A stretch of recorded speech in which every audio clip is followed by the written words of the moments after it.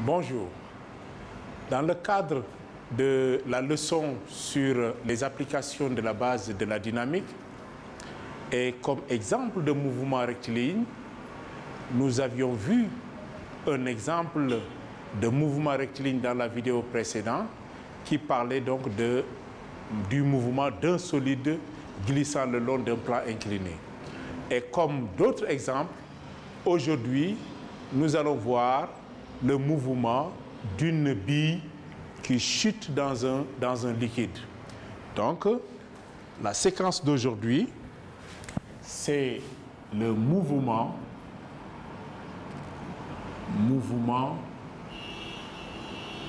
d'une bille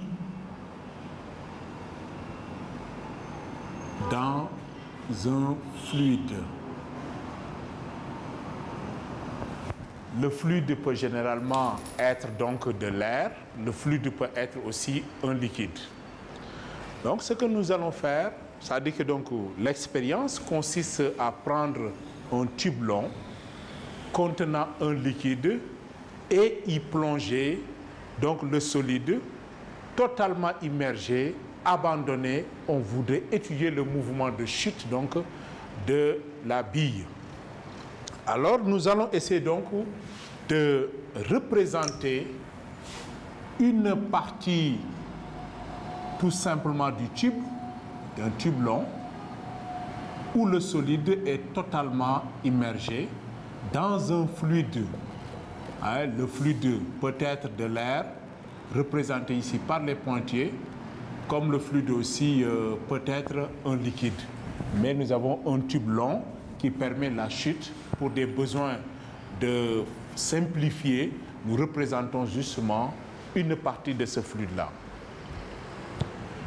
Alors, pour étudier donc le mouvement de chute de la bille dans le fluide, nous avons besoin de certaines données. La masse volumique, par exemple, du fluide sera notée ρ'. La masse volumique du corps de la bille sera notée ρ, et la bille a la forme sphérique possédant un volume, donc Vb. À un instant t égale à 0, la bille étant abandonnée à l'intérieur du fluide complètement immergé avec une vitesse initiale nulle. Donc, pour faire une étude dynamique, il faut suivre une certaine chronologie, une méthodologie préalablement définie dans les séquences passées. Nous commencerons donc par déterminer, donc choisir le système comme système, la bille. Nous choisissons donc le référentiel qui est donc l'expérience se déroulant dans une salle de classe, le référentiel lié à la classe est associé et lié à la Terre, et donc on peut choisir comme référentiel le référentiel terrestre. Le référentiel terrestre ou de laboratoire. Ici donc, le référentiel terrestre est bien supposé galiléen. Nous faisons ensuite le bilan des forces appliquées. Le bilan des forces. Alors, nous allons donc essayer d'expliciter les différentes forces qui s'exercent sur notre bille. Nous pouvons en citer le poids P de la bille, son expression P égale à M fois G, G étant le champ de pesanteur. Le champ de pesanteur peut être représenté, c'est un vecteur qui est vertical, qui s'applique en tout point, et orientée vers le bas. Il y a aussi la poussée d'Archimède puisque le solide est plongé dans un fluide. Le fluide exerce une poussée verticale dirigée de bas en haut et qui s'oppose, dont l'intensité ici est égale au poids du liquide déplacé.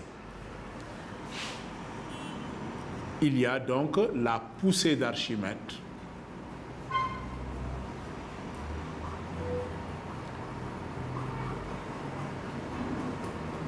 Que nous noterons F, qui a une direction de bas en haut, donc qui s'oppose, dont l'intensité est égale au poids du liquide déplacé. Donc c'est le poids, c'est la masse du liquide déplacé fois G. Or, puisque nous connaissons la masse volumique, donc ici, c'est ρ' moins ρ' VBG. VB parce que tout simplement la bille de volume V prend la place d'un liquide, d'un fluide dont le volume est égal à son propre volume V. Même dans le cas du poids, la masse peut être exprimée par la masse volumique de la bille fois le volume de la bille et donc le poids ρ VBG. Lorsque la bille se déplace, traversant différentes couches, donc il existe des forces de frottement que le liquide exerce sur la bille, que l'on appelle les frottements fluides. Et donc, les frottements fluides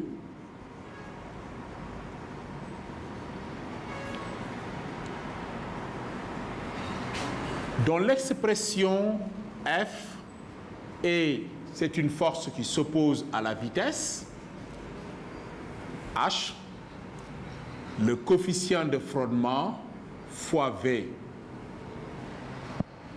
avec H, une constante qui est positive.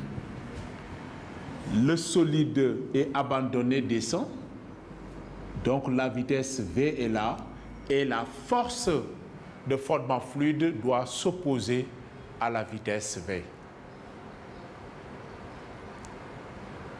Cette force de frottement fluide ne s'exprime par cette expression, moins H fois V vecteur, que lorsque le solide se déplace à de faibles vitesses. Mais le coefficient de frottement H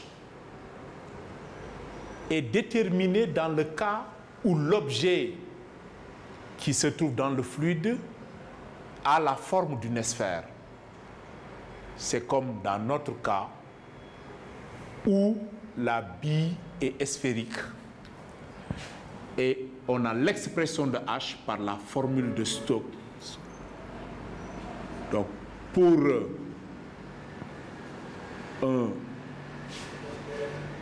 une sphère, on a le coefficient de frottement H qui est 6π eta R.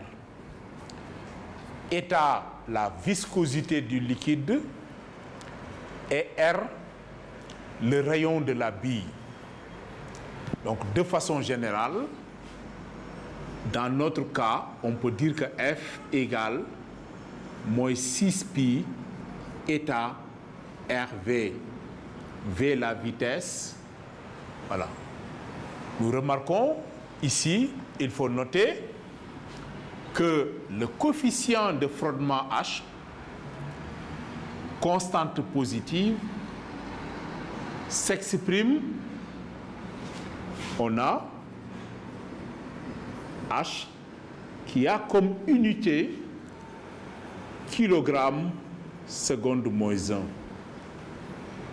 Et nous avons eta qui représente la viscosité du liquide, qui aura comme unité Pascal seconde. Et R qui s'exprime bien sûr en mètres, qui représente le rayon de la bille. Donc voilà les trois forces qui s'exercent sur le solide. Il y a le poids de la bille, la poussée d'Archimède, les frottements fluides, H moins HV. On rappelle bien entendu, ceci est tiré de la formule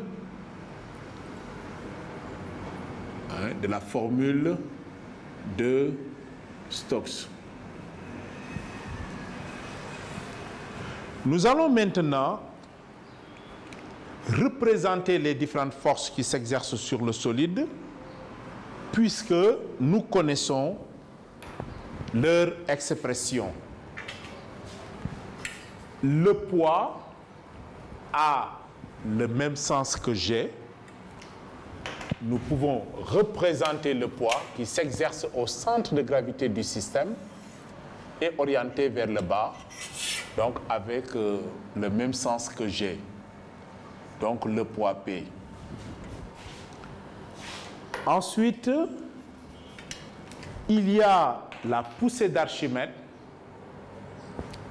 qui est une force dirigée de bas en haut. Donc nous avons la poussée d'Archimède, F,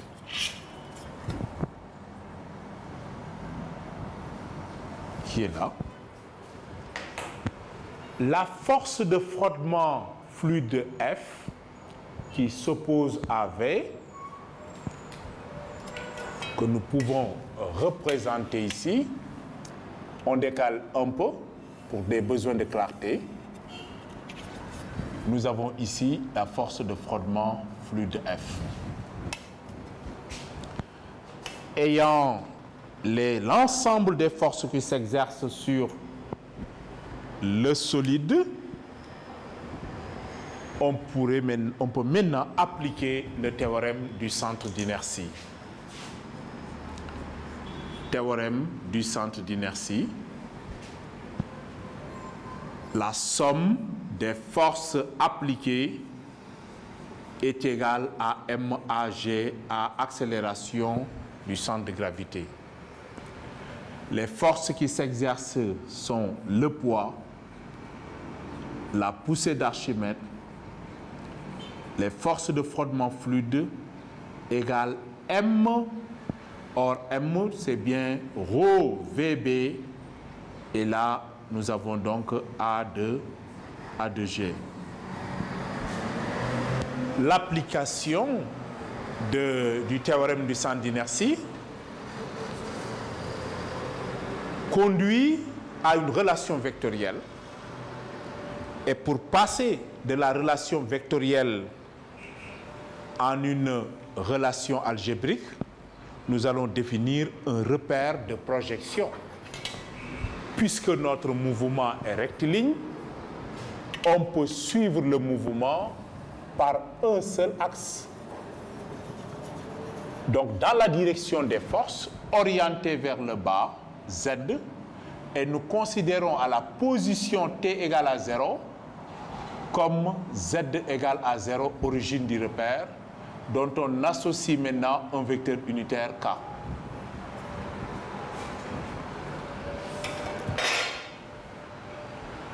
Alors, la projection de la relation vectorielle sur OZ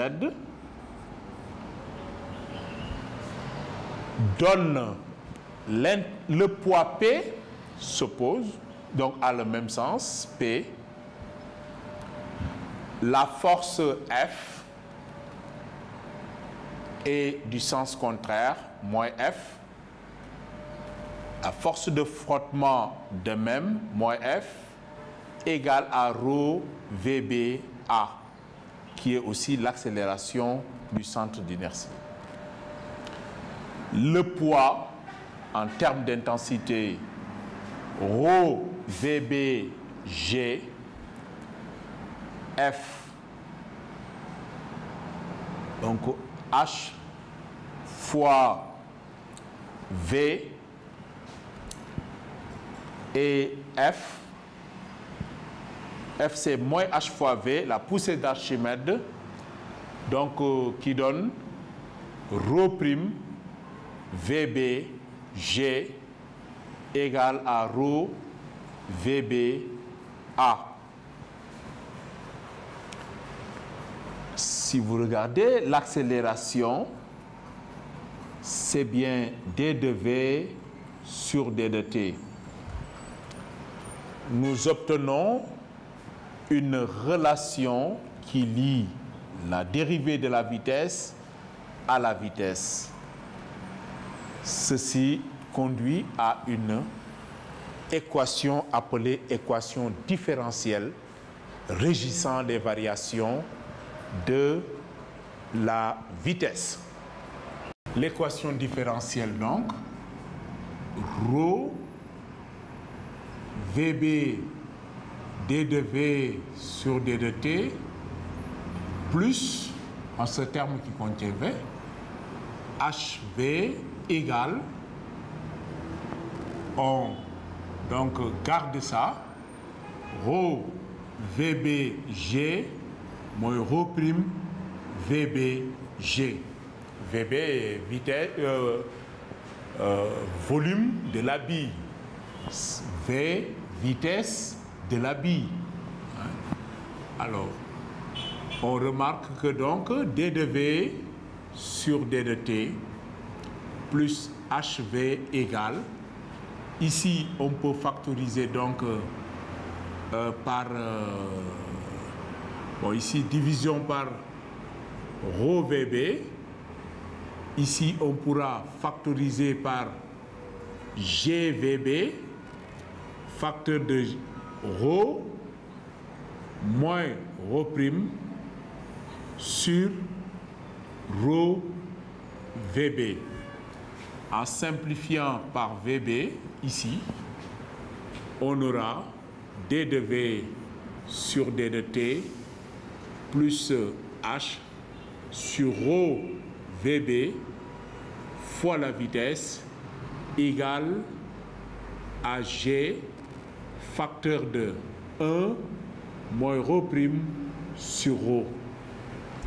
Nous avons donc une équation qui est appelée équation différentielle du premier degré avec second membre régissant les variations de la vitesse. L'équation différentielle peut être résolue de manière mathématique si nous voulons connaître la variation de la vitesse au cours du temps. Cette notion de résolution de l'équation différentielle sera vue dans les leçons à venir, mais cette expérience réalisée plusieurs fois montre que très vite, la vitesse de la bille atteint une valeur limite et est animée d'un mouvement rectiligne uniforme. Donc il est possible ici de déterminer la vitesse limite de la bille. Si V est égal à la vitesse limite, qui, elle, est une constante, puisque le mouvement devient un rectiligne uniforme, c'est-à-dire donc l'accélération est nulle, cela signifie que d de donc V lim sur d de T plus H sur ρ VB V limite, V lim, égale à G facteur de 1 moins ρ' sur ρ. Puisque la vitesse limite est constante, donc la dérivée de la vitesse limite donc d'une constante est nulle, et cela nous permet de déterminer la valeur de la vitesse limite. Donc la vitesse limite égale à ρ G VB sur H, facteur de 1 moins ρ' sur ρ. Nous avons l'expression de la vitesse limite et ρg VB sur H, puisque dans notre cas H c'est 6 pi eta R, donc facteur de 1 moins ρ' sur ρ. Donc nous tirons la valeur de la vitesse limite V lim égale ρ fois G sur 6 pi eta R. On peut même se rappeler que si nous avons une sphère, la vitesse, le volume d'une sphère est de 4/3 de pi R au cube. Donc on peut remplacer VB aussi par 4 pi R au cube sur 3, facteur de 1 moins ρ' sur ρ. Donc en faisant certaines simplifications par 2, ici il va nous rester 2, ici il va rester 3. En simplifiant les R, on aura au carré et les pi peuvent se simplifier.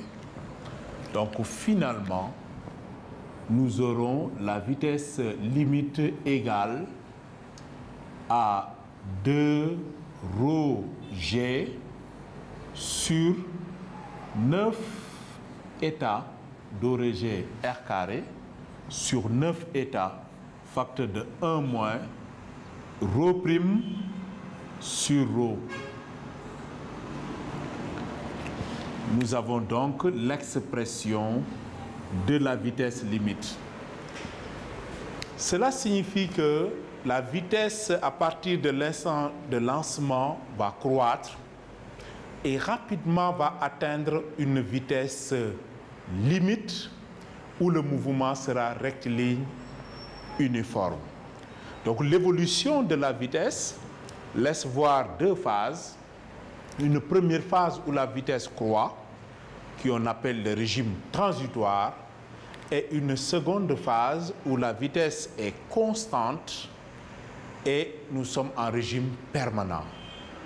Nous pouvons donner une représentation donc de la vitesse afin de montrer ces différentes phases.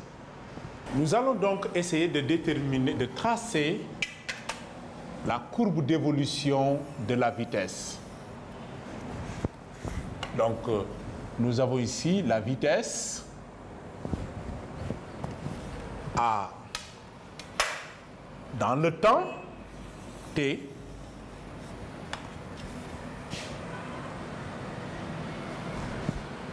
nous avions dit tout à l'heure que la vitesse atteint très rapidement une vitesse limite. Donc, il y a une vitesse à partir, une vitesse à laquelle le mouvement de la bille ne peut pas dépasser la vitesse limite. Cela donc signifie que pendant l'évolution à t égale à 0, le système est abandonné sans vitesse initiale, donc la vitesse est nulle. La vitesse va croître et donc atteint une valeur limite qui constituera une asymptote horizontale. Nous regardons que l'espace peut donc être subdivisé en deux parties. Une partie où la vitesse varie, on parle de régime transitoire, et une autre partie où la vitesse reste constante et égale à la vitesse limite, où on parle de régime permanent.